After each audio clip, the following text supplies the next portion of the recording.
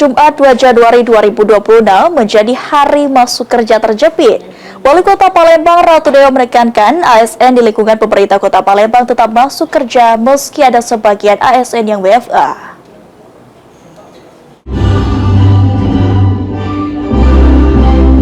Jumat 2 Januari 2026 menjadi hari masuk kerja terjepit antara libur tahun baru dan libur akhir pekan. Menanggapi hal tersebut, Wali Kota Palembang Ratu Dewa menekankan jika pada hari Jumat 2 Januari 2026 ASN di lingkungan pemerintah Kota Palembang tetap masuk kerja meski ada sebagian ASN yang work from anywhere atau WFA. Jika ada ASN yang tidak hadir tanpa keterangan akan dilakukan klarifikasi oleh BKPSDM Kota Palembang dan jika sakit harus disertai keterangan dari dokter.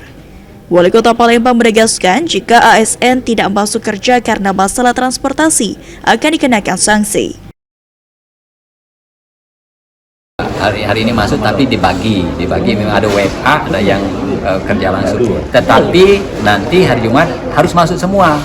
Pak Cak Mano kalau yang tidak hadir, kita klarifikasi dulu.